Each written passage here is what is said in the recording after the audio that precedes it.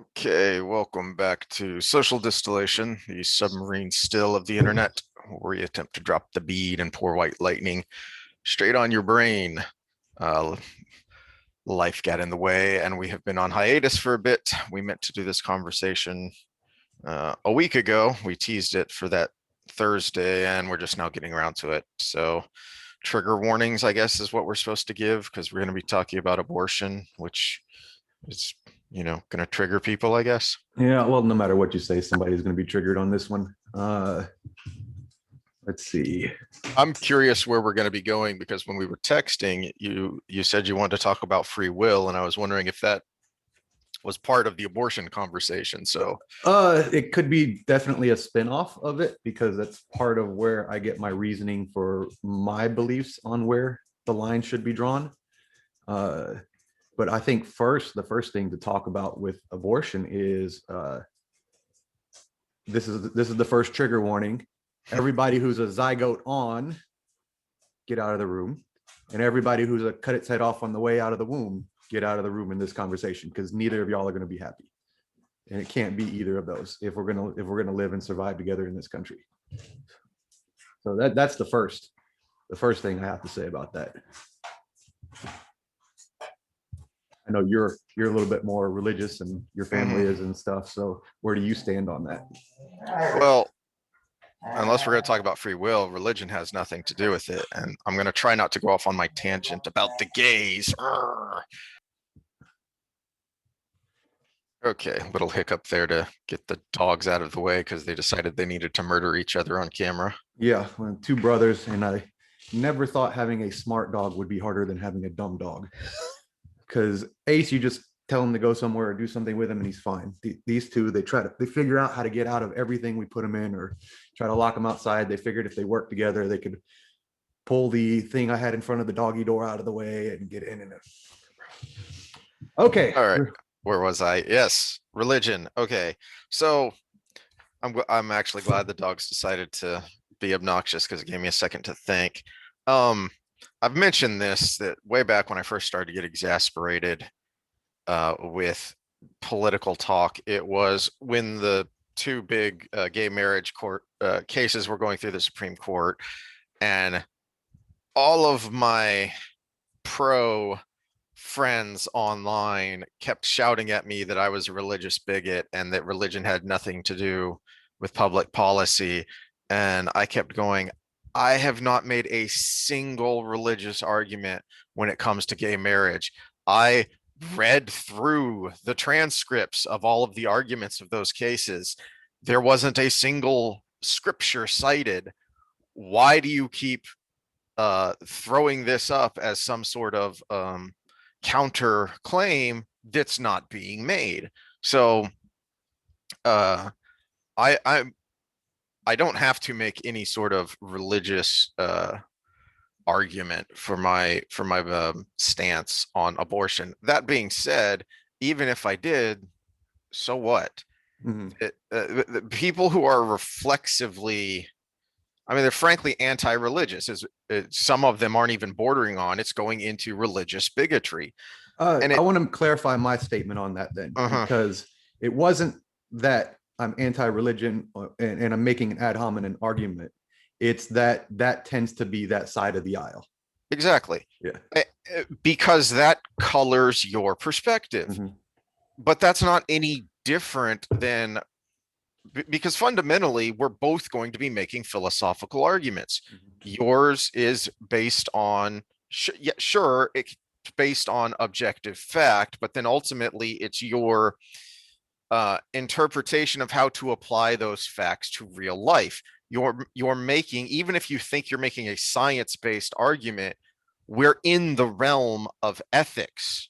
This is so it becomes a philosophical argument. Religion is nothing more than a particular kind of philosophy.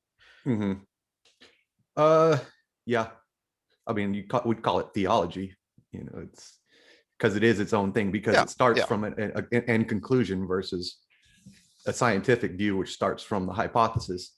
Yeah, but I think you can call theology a subset of philosophy.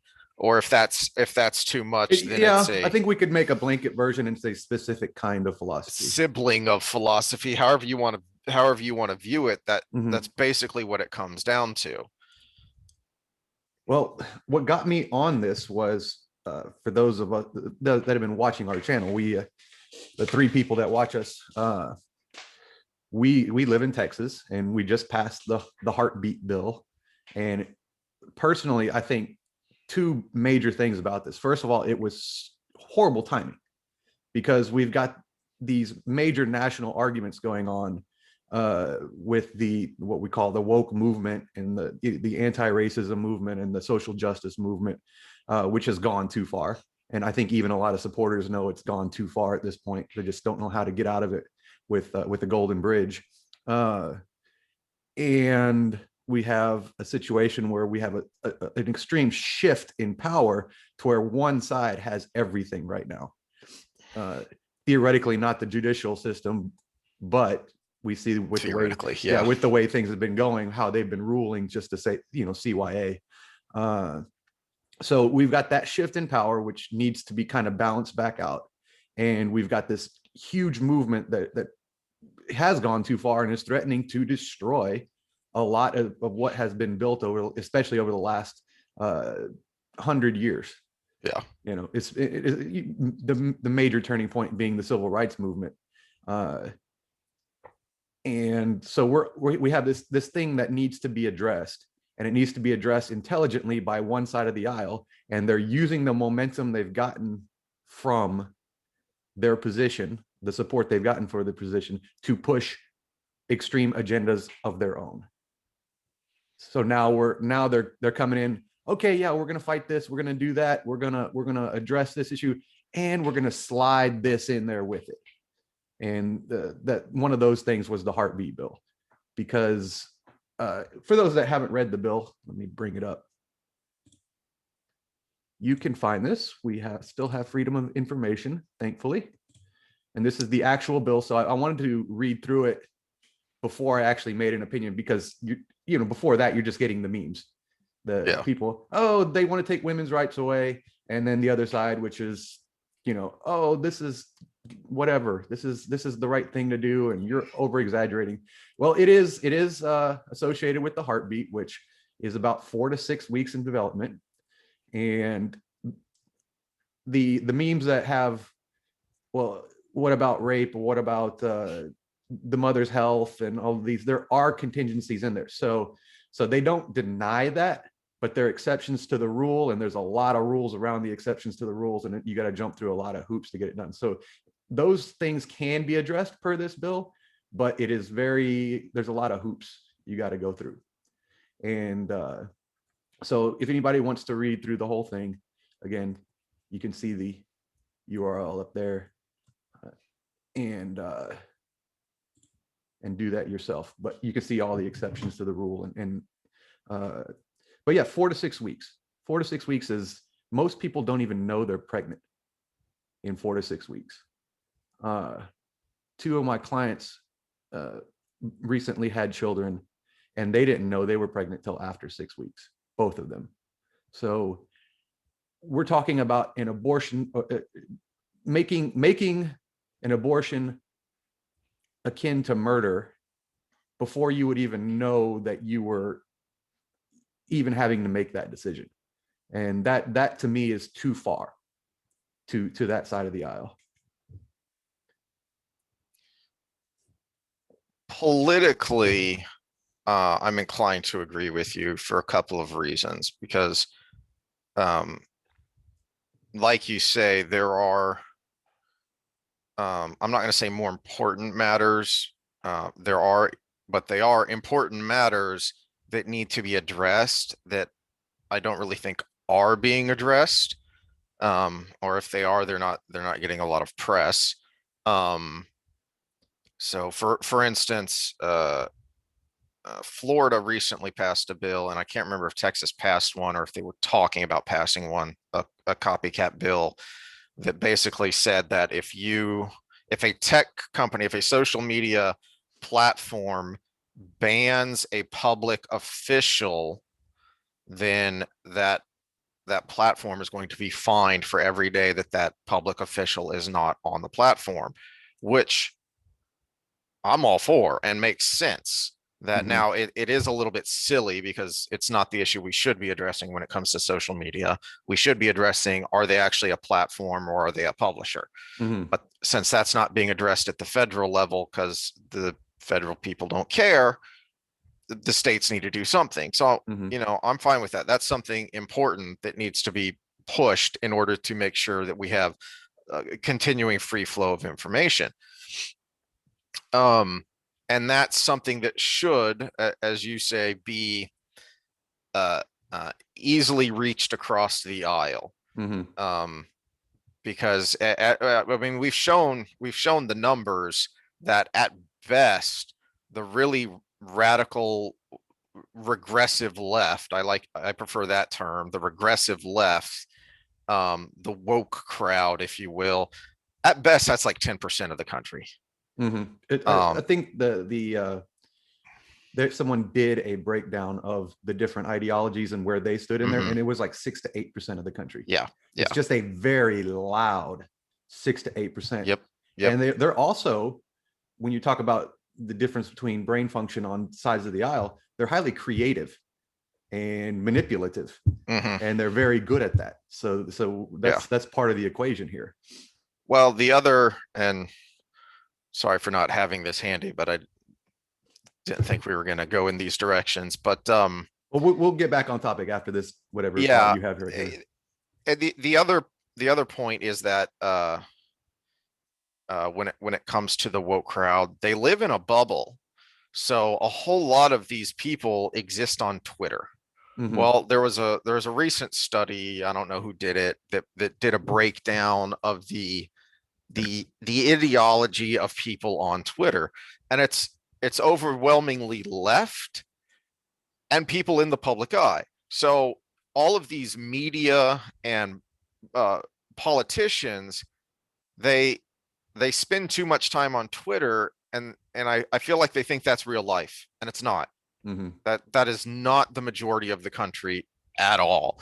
I mean, it's only a small fraction of the country that's on Twitter in the first place, and that fraction is wildly skewed ideologically compared to what the country is. Which Well, which kind of leads we into my brought other. up we brought up life getting in the way and why we hadn't recorded Yeah. and everything. That's part of the equation, is that most of the world has better shit to do Yes. than sit on Twitter constantly and see. Mhm. If you've got 30 people you follow that are public figures, your feed is constantly new. You're not just to keep Yeah. up with new stuff on there to comment on is almost a full-time job. Yeah. Okay. Well, Second thought. that's why so many of these figures now have full-time people that are their Mhm. social media person, that are monitoring social media and making comments. But this kind of distortion of reality is what leads into my other political point before I get into my philosophical thoughts on the heartbeat bill. Is the other reason I'm inclined to agree with you politically is because to me this just feels like uh pandering, Hmm. because I Well, you don't talked see. about Abbott before, Yeah, coming out and making his yeah, statements because he's making his platform for possible presidential run a later. presidential run. Yeah, Yeah. and it's one of the very valid criticisms I've heard of Abbott is that as much as people on the right kind of like him and like what he's done, they don't like that he seems to be a follower. That Texas isn't really leading on these issues, because there's several other states that have passed similar bills recently, and now Texas is getting around to it. And again, it feels like pandering. It's okay, I need to set up my conservative bona fides before I do a Republican primary run for president. So DeSantis passed this social media bill in Florida, so now we need to pass one so we can have that conservative street cred too. And I have to imagine that nobody thinks this is going to survive the Supreme Court. It might Mhm. not even get to the Supreme Court. It may just get tossed, along the way, and they may not even hear it, because the case law is pretty well established on this. And this is one of the many things that annoys me about debating the abortion uh, um, issue, is because when you get into the politics and policy of it, as well as the philosophy of it, most people just really don't know what they're talking about, to be Well, frank. and anybody that wants to put any limit on it gets thrown into the zygote crowd, and anybody who on the other side, if you want to put a limit that's higher than the heartbeat or whatever, then you get thrown into the other side, Yeah. depending on who you're talking to. And Yes. you can be the one thrown on both sides depending on who you're talking to. Like, we're Yeah. probably going to be somewhere in the middle in our discussion, which means the far left is going to think we're anti-abort or call us anti-abortion, and the far right is going to call us murderers, you know. Yeah. Yeah. Well, and this is something that's interesting if you dig into polling data, because you'll see a lot of polls that show that the country is depending on which poll you look at, the country is pretty evenly split between pro-choice and pro-life, or it leans pro-choice. But if you actually dig into the particulars of those polls, Most people are pro-choice with a limit.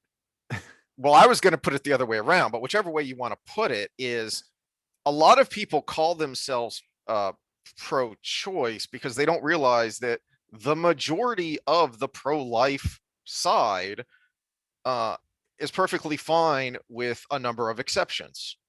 So there are a lot of people that think, well, if I'm pro-life, that means I'm anti-abortion in all circumstances, and that's not the pro-life movement. It's, again, you're in a bubble if you think that.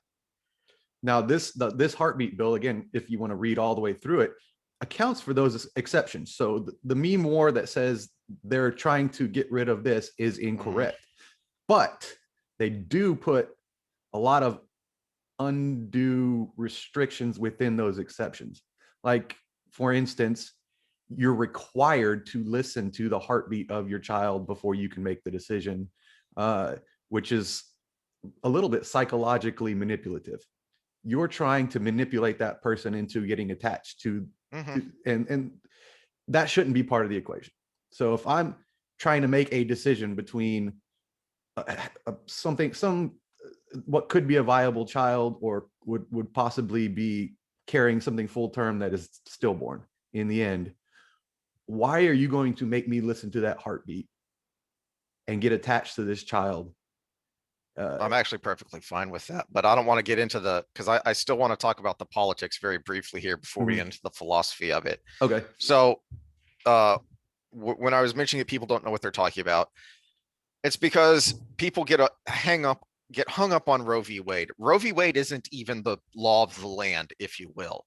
The case that has been governing abortion law, but really abortion rulings through the courts, is Casey versus Planned Parenthood, which I want to say was 1991, but I'm not sure about the date. But Casey versus Planned Parenthood is what came along a decade or so after Roe v. Wade and modified and clarified it. Okay, so what Casey versus Planned Parenthood said is that basically legislatures can pass laws restricting abortion so long as there is not an undue burden on the woman. Well, that's always been something of a canard, because the way courts have consistently ruled is that any restriction is an undue burden. Okay, and so, not wanting to get in a rant on that particular topic, that's simply talking about the politics of it. The people who passed this bill know that. They know that the court has consistently ruled that even on things that I think should be a 90% to 10% issue when it comes to abortion, like minor notification. You can't give an Advil to a child in a high school without a parental clearance, okay? But you can refer them to an abortionist without ever telling the parent. How is this a thing? Okay, whatever you think of the abortion issue, you should think that, barring obvious things like abuse, the parent-child relationship should be sacrosanct, and the the state should not be interfering in that. And yet even that has been struck down by the court as an undue burden. So again, to me, this seems like pandering and setting themselves up for election runs and primary runs down the road. And to me, that's really annoying for an issue that is so critical and core to who we are as humans and who we are as Americans when it comes to life. And the reason the abortion argument annoys the crap out of me is because to me, there's only one question that should be asked and answered when it comes to the abortion argument, which is, when does life begin and why? Well, I'm going to modify that question, because life begins when it becomes a zygote. That is technically life. When does humanity begin? When are we killing a human being versus cells versus, well, I mean, yeah, something all the way up until what are we going to define as humanity? And this is probably where the free will end up coming into it too. But I was doing research when the Unity 2020, hope saying that doesn't get us banned because they were banned from YouTube. The movement that wanted to create a counter choice for everyone in the country other than Biden and Trump. Yeah. They were nominating people, and they wanted everybody in the movement to nominate the top. And I was going through candidates on the right and the left, and it blew my mind when I was seeing so-and-so has anti-abortion stance and passed the 20-week bill or whatever. And I was like, 20 weeks, that's 5 months. So that was what was blowing me away. But then I saw a lot of 12-weekers, a lot of 20-weekers, and then this heartbeat is way too far, I think. And let me actually go back a little bit, because there's something I think is important to this discussion. One of my problems with the heartbeat bill, even though it has those exceptions to the rules that you can, have an abortion in the second trimester if X is happening, say the child is one of those rare diseases where their organs aren't going to develop, and they may be alive now, but they won't be in 4 or 5 weeks, that kind of stuff. Or you found out you were pregnant after the heartbeat and you were raped, or, all of the exceptions. So exceptions are there. My problem with doing it with a blanket early time and then exceptions down the road is back to game theory. People will game the system, and the unintended consequences of that gaming, I think a lot of people are ignoring. So say the rape allegation. I didn't find out I was pregnant till too late. Well, how many women are going to cry rape when they weren't raped in order to get that abortion? Does that make sense? Well, no, I mean, we've already seen that. That is something that happened early on, I feel, in the woke movement, when you started hashtag war on women, hashtag believe all women. Even before we got to the Weinstein and the Me Too, for anyone that was paying attention, that was already happening, where rape was essentially being redefined to mean sex that you regret the next day. So, and there are numerous instances of a male college student being accused of rape and not being charged criminally, but then being expelled and having academic repercussions because a female came forward and said, I was raped because this guy took advantage of me while I was drunk. Well, hold on, you were both drunk. Well, so how come he's the criminal? Well, and two unintended consequences that are negative from that are the innocent guys that are going to be accused and have the repercussions. But on the other side, you're going to get a backlash from that because of those guys, and the women who were actually raped are going to stop being believed. So you get unintended consequences on both sides of the aisle. Yeah. So these exceptions to the rules create a situation where people are going to try to game that system. So I think what would be best would be to have a blanket rule, and that's where the timeline comes in, that would cover all of those exceptions. And so that's where I think the argument should start. Where's the latest possible time that we can be reasonable about not saying it's human life yet, but at the same time covers all these things that can happen down the road, and where the exceptions to the rule would be very, very, very few and far between. Well, I don't have as much of a problem, but again, that's because I'm going to err on the other side. See, we've got a line here, and you're erring on one side, and I'm erring on the other, because that's the way life works. Is, as we've said numerous times, that there are no solutions, only trade-offs, right? So I I'm just looking think we at it should as- make the least gameable system. right, but see, if any system is going to be gamed, then which side do you want to err on? And I agree that people are going to game the system, which is why I don't have a problem with having hoops you have to jump through to show that you need a medically necessary abortion, because we've seen this when California first legalized marijuana.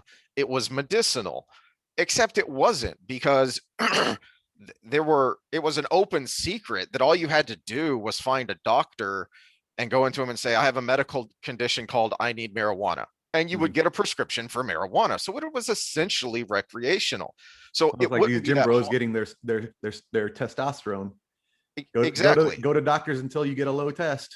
And We've had this go to doctors if and until the opioid crisis hit, it was already starting to become a little bit taboo of, hey, we're over prescribing opioids, but it wasn't hard to keep going to a doctor until you got one who didn't have a problem prescribing you opioid painkillers. We've seen this before. So if you just say, a doctor has to declare that this is medically necessary, well, you can easily find a doctor that thinks it's medically necessary.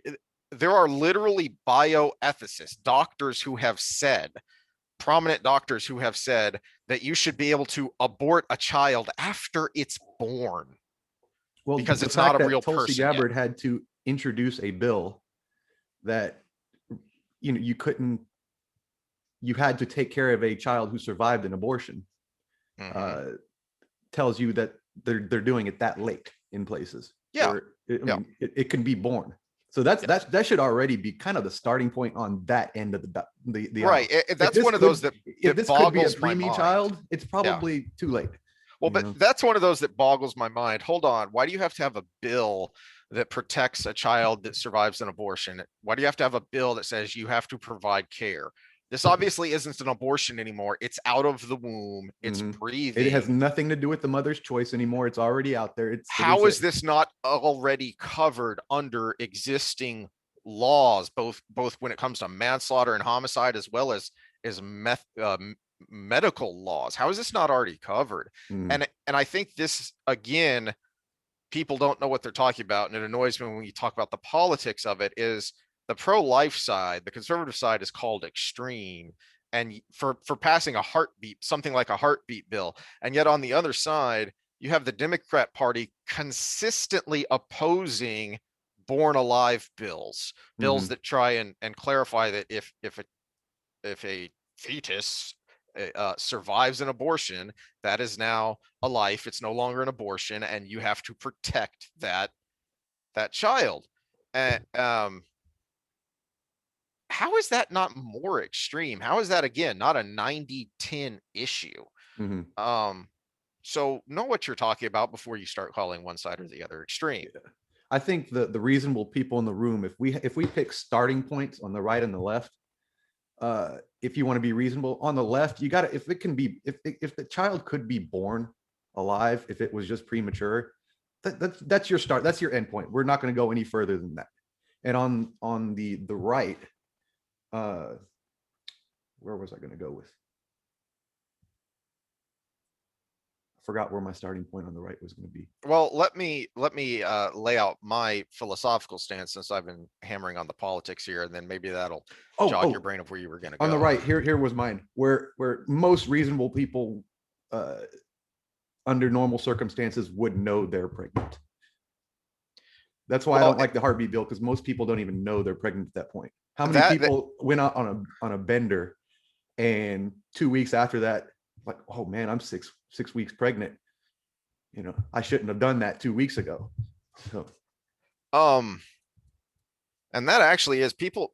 Again, people don't know what they're talking about. I said I was going to get on the philosophy, but you just reminded me of something else that's somewhat political. Abortion laws aren't new. You can go back to the literal founding of the country, and you can find laws on the books that if a woman willfully causes herself to miscarriage, or if a third party uh, assaults a woman and kills her unborn baby, and they had a marker for it, which is what they called the quickening, which has nothing to do with Highlander. Which was essentially what you're saying, which is if you can feel the baby moving. So basically, if you know you're pregnant, because there weren't blood tests, there weren't, the things we do now, where, um, I mean, I don't know if you've 3D ultrasounds are just ridiculously phenomenal for anyone who's seen an old ultrasound, and you're mhm, like, well, I think this is a boy, but it's pretty blurry because he wouldn't hold mhm. still, so we're not. But I think it's a boy. This Now, dot might be their penis. Yes. yes, now you know. Okay, the 3D ultrasounds are pretty phenomenal. You didn't have that in 1792, so if you could feel the baby moving, and you can prove I'm pregnant, Mhm, right? So there were laws about that. Okay, you cannot harm this unborn child. So first of all, it's not new. And where I where do I want to start here? Let me start with the heartbeat of why I don't have a problem with that psychological manipulation. Because out of sight, out of mind is fine if you're talking about a minor thing that you don't want to bother you. It's not so fine if you're talking about a human. mhm, Okay. And uh anyone who's knows who Steven Crowder is and has watched his Change My Mind things, or more people probably know him now from the meme of Change mhm. My Mind, that people make. But he's done a couple on abortion, and I think it's very telling that one of the things he does is he asks people when they think a reasonable limit is of time, and then he brings out a fetal development chart and says, point to the fetus of when you think is a reasonable time. Mhm. And they always end up way back from where they said. So if they just set an arbitrary time in weeks or months, versus if they actually look at a fetal development chart. Mhm. Because again, it's the reason I bring up the 3D ultrasound.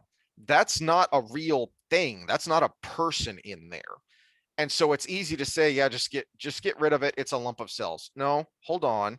This is a heartbeat here. You are not Well, making an informed decision if you it's aren't confronted with the fact that this isn't just a clump of cells. it's not that makes me not like that part of the bill.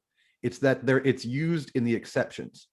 And sometimes those a lot of times those exceptions are cases where you're going to lose the child anyways, and you're making that decision to protect your body in the process. Well, and see, and so now you have to do that, and you have to listen to this heartbeat when you're making a decision you almost have to make.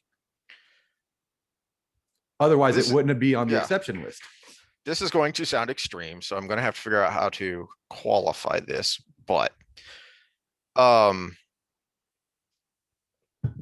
I feel that we must have an objective line. That's why I say life begins at conception. Not for any theological reasons, but simply because I don't like the state making laws on subjective things. Um, don't want to go off on a tangent here, but that's why I don't like hate crime bills. We shouldn't subjectively be worrying about what was in your mind, what were your feelings when you committed this crime. What should matter is objectively, you killed this person. This person is dead. Okay. So you need an objective line. On the other side, I guess, to make everybody else mad, it's where one of the things I've changed my mind on is capital punishment. Not because I feel that certain crimes aren't worth executing someone for, but because the state shouldn't have that power, and because the criteria for execution in the first place, but then Is a lot of also, times subjective. and Yeah. it's compounded by the subjectiveness of the district attorney choosing whether or not to pursue the death penalty. So it's doubly subjective. Mhm. The state shouldn't have that kind of power. So objectively, the line is when the sperm and egg meet and they create unique DNA. So, but again, this is where this needs to be the conversation, is because, okay, you have admitted, so to speak, that yes, that unique DNA is what makes a human structure, shall we say. But is that humanity? No. Or is that Yeah, exactly. just a Homo sapien? Right. And that's where I don't like getting hung up on the exceptions. But I will say that if that is a human life, it's not its fault if it is a product of rape or incest. That being said, I don't have a problem, and this may seem contradictory because, oh, hold on, you just said it's a life and now you're going to kill it. Well, yeah, but here's my analogy. I can see where there should be an exception for rape or incest because I can see how you can't force that decision on someone else. Mhm. I have listened to testimonials of women who were raped and considered aborting and didn't, and they've talked about what that meant to them and why they made that decision. But to me, forcing someone to make that decision is like forcing someone to run into a burning building to save someone. Mhm. I like to think that I would do that, that most people would do that. They would run into a burning building, especially since we're talking about a child, Mhm. run into a burning building to save a helpless child. I don't feel like you can force someone else to make that choice. That's up And to them. and that's why I like the timeline thing, because when that whole timeline before we say this is human being, that would be the forcing someone to make that decision. But after that, when we've declared human being, now it would be like letting someone take a life. So now we switch the argument. So now at the same time, by law, I can't go kill somebody. And, Mhm. and that's why the timeline makes the most sense, because it's a blanket and we need to cover as many exceptions under that timeline as possible, but also have it early enough that we can realistically say, well, this is a human life. And where I set that bar is awareness. Self-awareness is the closest thing we have to free will. And when that prefrontal cortex actually has human thought is where I kind of draw the line. And I err a little bit before that because you don't want to already be there. So I'm a 20 to 24 weeker, because the prefrontal cortex is about 24 weeks before it actually shows brain activity. Um, That's what I makes us human, want to is put our self-awareness. I want to put a pin in that and keep going with my view on exceptions for a second. Um, so where I err on the other side when it comes to the exceptions is that, well, it's like I said, it's if that child is a product of rape or incest, it's not that child's fault. Mhm. Okay, but you can't force them to make that decision. But at the same time, it's also not the mother's fault. It's not. Exactly. But if you got pregnant on purpose and didn't mean to, that is your fault. Mhm. Okay, that's why I have a problem with, well, I didn't know I was pregnant, so I should be able to abort it. No. And this is where I get annoyed with the exceptions argument in the first place. Now, we're talking exceptions because we're trying to define, first of all, define human life, but then define the ethical application of that, right? So this is different from the usual exception argument. The exception argument that annoys me is when ultra pro choice people bring that up as the argument. Well, what I want to eliminate, okay, I tell you what, I will stipulate that the three exceptions that are always brought up, rape, incest, and life of the mother, fully open and allowable up until literally you are going into birth. Fine. Let's get rid of all the other ones then. Because depending on the polling data you look at, 80 to 90% of all abortions are elective. Most of those being economic, being just, I can't afford it, or I don't want the cost of a child. Mm-hmm. If that is a human life, that is grotesquely immoral. And we should do something about that. Not just legally speaking, but culturally, we should do something about that. We that's why I like things like making you look at an ultrasound or making you listen to the heartbeat. You need to know that you are taking a life, whether you like it or not. Okay, whether you think it's ethical or not, you have to admit that you are taking a life. And so my problem with the exception argument is that it's not really what's happening when it comes to abortion.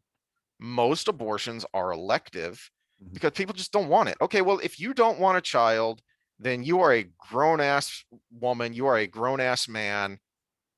Take responsibility and don't get pregnant. Mm-hmm.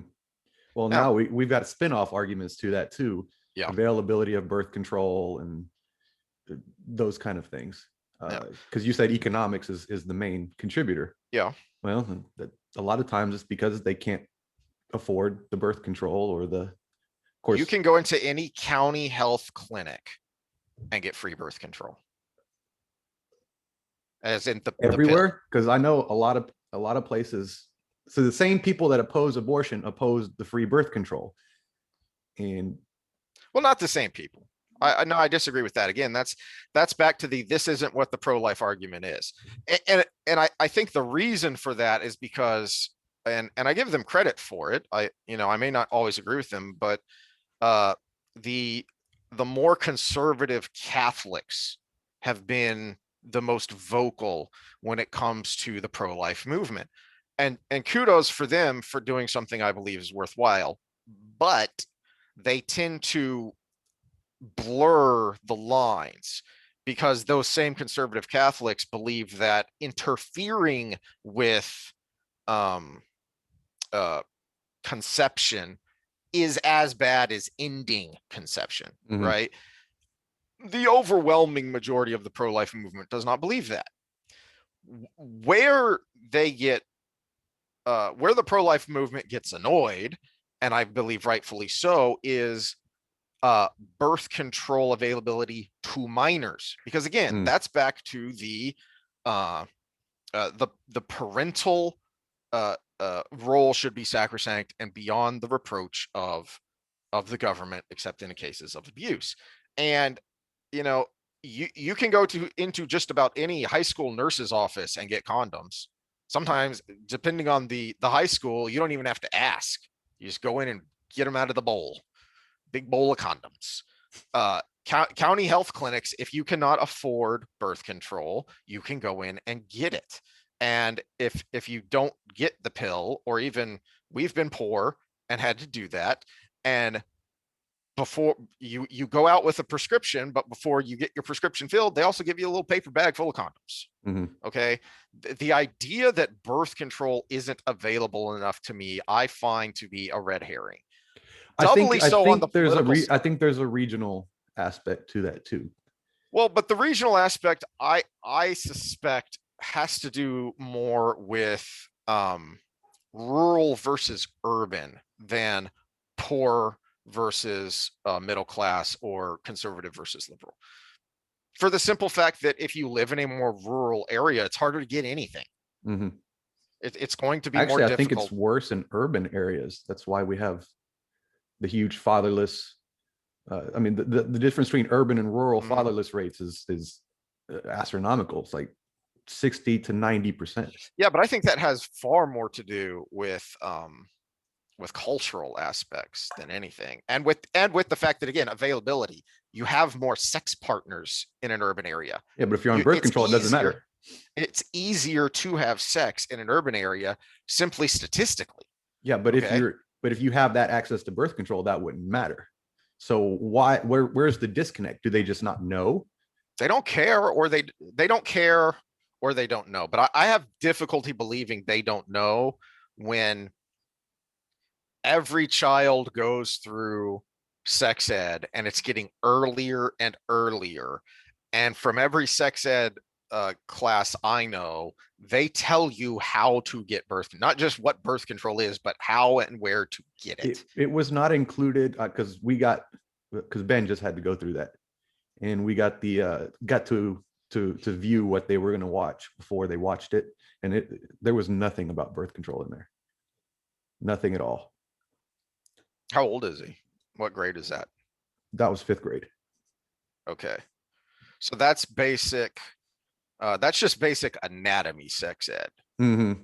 When they get older, now some places are getting disturbingly specific. Like, see, I don't have a problem with the birds and the bees at an earlier age, and then you get into the actual sex act at a later age. Here's what sex is. Here's what birth control is. I don't have a problem with that distinction. I know later on from personal experience that as you get into high school health, then they get more specific. But talking about extremes and knowing what you're talking about, there are places that teach masturbation as part of elementary sex ed. I've seen That's that. disturbing. How is that not pedophilia? I think one school got busted because they were teaching BDSM and stuff like that as well. What the hell does that have to do with sex ed? Yeah, in general, it exists, and there's a whole community behind it, and it's actually pretty cool when you research it. But let your freak flag fly if you're an adult. If you're an adult, yes. We kind of derailed a little bit there. Well, not really. At least it's just I have trouble. The proliferation of different kinds of birth control is out there. If you don't take advantage of that, that's not the fault of your unborn child. Yeah, I just there's got to be some disconnect that we're not talking about then, because again, we go back to the urban areas. None of these young single mothers wanted to be that way. And it wasn't a matter of the sex, because you can have all the sex you want if you're on the birth control. So where's the disconnect? Why are they not getting the birth control? God, I just had a brain fart. So one of my many failed jobs was selling insurance. I think you briefly sold it too. Yeah. There's a term in insurance for this, where you create riskier behavior if you insure it more. So if the more the safer a car is, and the more insurance coverage you have, the more likely you're going to drive like an idiot. Well, that's the one of the Catholic arguments against contraception is because they say it's going to encourage sex. Yes. Yeah. Well, it's not just the contraception. That's where I'm going with this. Is it doesn't have to be a conscious effort of, I'm going to have sex because if I get pregnant, it doesn't matter. Because you don't think, I'm going to drive like an idiot because I've got 17 airbags and I've got full coverage on this car. But you do it anyway. It affects the way you think.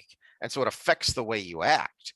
I think the disconnect there in urban areas is not just the ease of getting an abortion. So again, I can just get an abortion. It doesn't matter. But also the ease of getting various welfare programs. I'm not going to have to take care of this kid really, because I'm going to be taken care of by the government.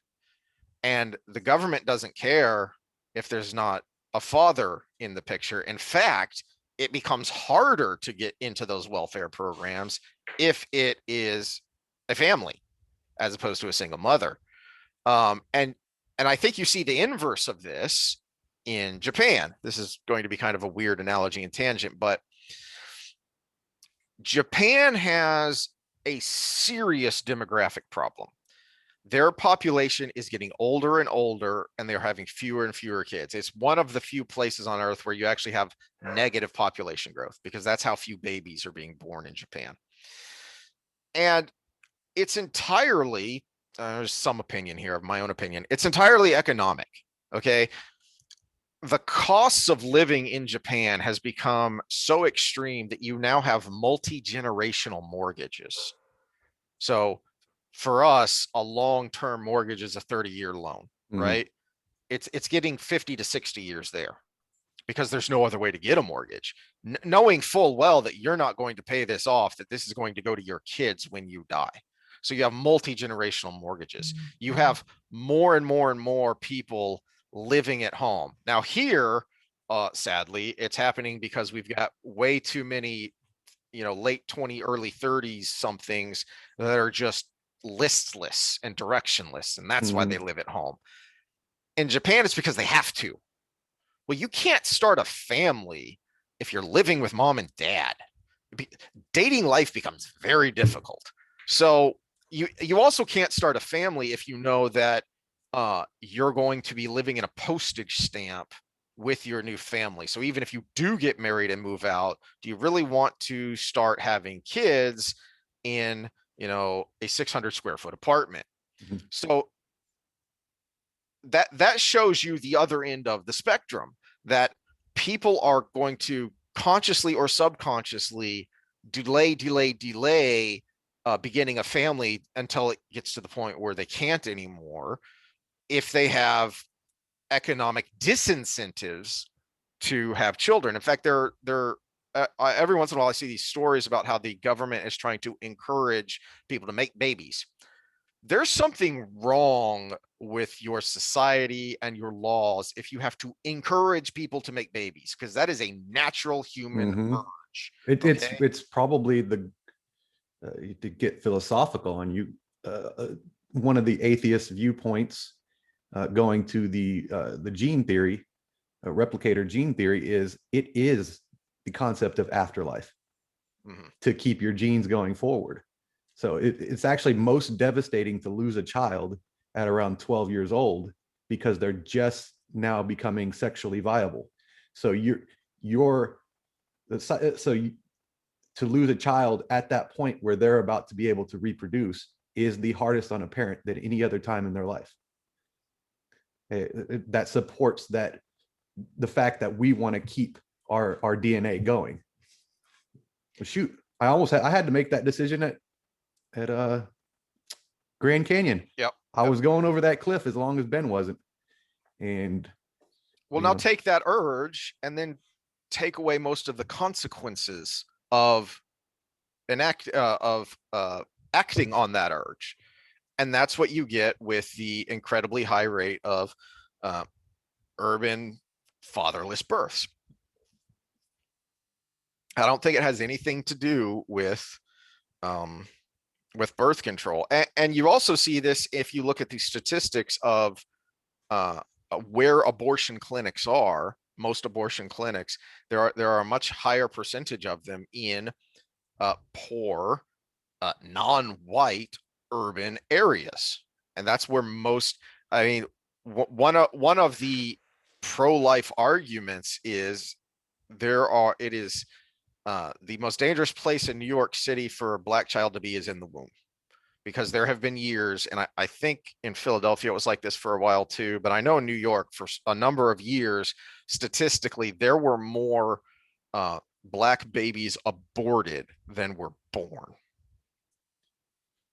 I think that takes us down actually where I wasn't planning on going, but it adds to the discussion quite a bit, is when we talk abortion, we shouldn't be just talking abortion. So we need to find where we call it humanity. And I told you where I draw that line. It is about 24 weeks, which is plenty of time to make a decision personally. So that's my personal opinion part of it, other than just basing it on science. Is 5 months is plenty of time to make that decision, no matter how you conceive the child. Whether it was rape, incest, or whatever. Maybe the only exceptions to the rule would be someone being held in their dad's basement and they were found at eight months, pregnant or something. Yeah. But that would be an exception, of a very, very, very rare exception. Yeah.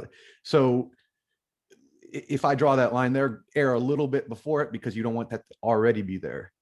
You don't want them to already be humanity when they're aborted. So that's where I draw the line. I think so we can have that discussion around that range somewhere. I think the 12 weekers have a good argument, because it's still plenty of time to make a decision. There's a lot of brain development that isn't the consciousness, but it's still there, and it is kind of unique to humanity. So somewhere between 12 and 24 weeks, and the states can argue whether they're a 12-weeker or 24. But the other part of the discussion now is, okay, so how can we encourage these people to not get pregnant? How can we get the word out? How can we make sure that they're taking advantage of these programs that are already available, according to you?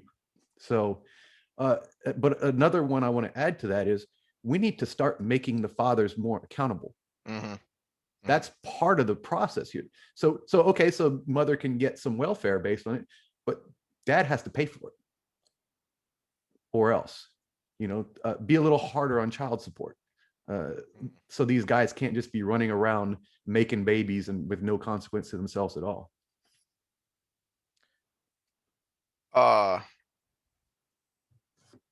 I think there's a couple thoughts here. First of all, I think this is one of the great disservices of the radical vocal pro-choice movement. Because they make it such a black or white issue, they have convinced far too many people that pro-lifers want you to be barefoot and pregnant in the kitchen. That's a load of crap. Okay. And so I think a lot of people don't realize the services that are out there, because a lot of adoption services are pro-life services. Again, back to the vocal Catholic pro-life movement. The Catholic Church also runs a very large private adoption agency. And so as part of their effort to get young women to not abort their babies, they will set you up with adoption care. They will help you through your pregnancy, and then they will find a place for that baby after it's born if you don't want to keep it. And I really feel like a lot of pro-choice people have no idea that those services are out there, because the argument has become so stringently black and white. And again, it's back to why I hate arguing the exceptions, and why I get annoyed when pro-lifers get hung up on the exceptions, because forget that. Talk about the big issues. Talk about how many abortions are being made for purely elective reasons, and talk about all of the options out there for women who are pregnant and don't want to care for that child after it's born, because they do exist. Mm-hmm. And I feel like if we got away from that argument and made a line that pro-lifers and most pro-choicers could agree with, then we could start talking about other things. Well, and that's I think one of the reasons I wanted to go down this road is because some of these things are issues for a very long time, mm-hmm. only because they keep the argument going. Yes. And for political power, if we drew that line, we can put it to bed, mm-hmm. and we can start working on something else. It's not doom and gloom, but we do need to address the environment. Then we can put that to bed. And the racial issue, we can address that, put that to bed, and then start tinkering with the next argument, but we never go anywhere. We just keep having the same damn arguments over and over again. And so we need something, again, it's a compromise in between. And I gave my ranges, but then address the other issues around it too. I just had a random thought here of something that you had said, and it just kind of percolated and popped into my head, is if you don't want these, just tactically, politically speaking, but also ethically, philosophically speaking, if you don't want these bills like the heartbeat bill to seem like they're targeting women, why don't you also include language that targets the father of this unborn child? Exactly. So if the mother is going to have to listen to the heartbeat. Drag that jerk in with you and make him listen to the heartbeat too. Mhm. That if you are going to get an abortion, if you're going to have child care payments, if you're going to track down deadbeat dads for that, then they should also have a say in the abortion, shouldn't they? After a certain point, I think. Because Because I've always found that odd. Of hold on a second, if the woman chooses to carry this child to term, then the man has to make financial support payments. it's a cost trade-off. So when we talk genetics and furthering the species, we know that it's not just the economic cost, it's the cost to the body itself. Just making the egg is more costly than us making sperm. Yeah. So the cost trade-off is in the male's favor. And the argument is, okay, so we got pair bonding species and we've got tournament species. Tournament species, male goes around, makes as many women pregnant as possible and tries to just spread their genes, whereas and the big man on campus always wins.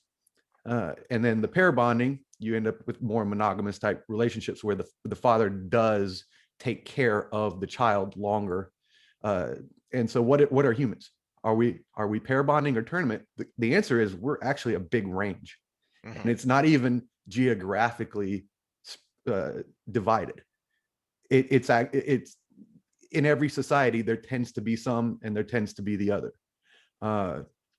And so we have a vast country where we've got to figure out how to account for the more tournament leaning people versus the more pair bonding leaning people, because otherwise the pair bonders are going to be covering all the tournament asses financially. And so we have to figure out. I just meant the idea really as a thought exercise to simply say, why aren't the fathers more a part of this discussion? Because it's really, it's like you said, it's that when we talk about abortion, it's only the abortion issue, and annoyingly it's usually the extremes of the abortion issue that we're yelling about. I think the greater responsibility after the child is born is more of a deterrent. And just taking care of the child once it is born. But my thought exercise was simply that there should be language within the abortion argument as well as abortion policy that brings in the father. Instead, we treat abortion as an issue, and we treat, because conservatives love to talk about single mothers and the social and economic impact of that. Well, hold on, those are connected, and we should talk about it thus. Well, they are, but as far as the argument of, so same mother wants an abortion, but father doesn't. And I think that's where you're going with that, right? Where the father should have some say, and the biological cost of the child is much greater on the mother. Yeah. For the rest of her life, no matter what. Okay. Well, this leads me into what for me is going to be a closing thought and a tease, because I've got to get up and start doing things. But we could keep going, and I think we should keep going on this issue. And where I want to tease it is because I want you to think about something for us to talk about next time. Is one of the many reasons I dislike the abortion argument, the abortion debate, as well as the pro-choice arguments, is I have yet to hear a pro-choice argument that does not sound uncomfortably close to the arguments made by the eugenicists of the early 1900s. For those of you that don't know, I just called pro-choicers Nazis. But that was one of the arguments. Go look up, for those who don't know, the T4 program. That's where the Holocaust started, and a lot of people don't realize that it was getting rid of the mentally and physically retarded. That's where it started. And to me, way too many of the pro-choice arguments sound disturbingly like that. And that's back to my objective versus subjective line, is I worry about that slippery slope. So I'd like to mull that over, and let's talk about that the next time. because I trust you to actually come up with a cogent argument of how this is different. And just to add to that tease, this is actually where I have to overcome a personal bias, because when we talk about the health of the child and genetic deformities that could cause that child to not live a regular adult life, I would have to say I was lucky I was born before they were able to even tell that stuff, because I had congenital heart disease that had me on the operating table within months of being born to even just be alive. And had we had all that genetic testing and been able to determine that, that might have been a position, a point where the mother would say, well, if it's not going to live anyways, let's just do it now, before I carry this thing for 9 months, get attached to it when it wiggles around. And so I could have been the victim of one of those policies. So my personal bias realistically should be against it, but I'm going to kind of argue a little bit for it to some degree. So I think that is a good place to end. So, all right, well then we will pick that up the next time life gives us a chance to do some recording. In and the I meantime, think the next time too, that will help us segue into the justice system when it comes to, again, that free will kind of argument. So deep thoughts.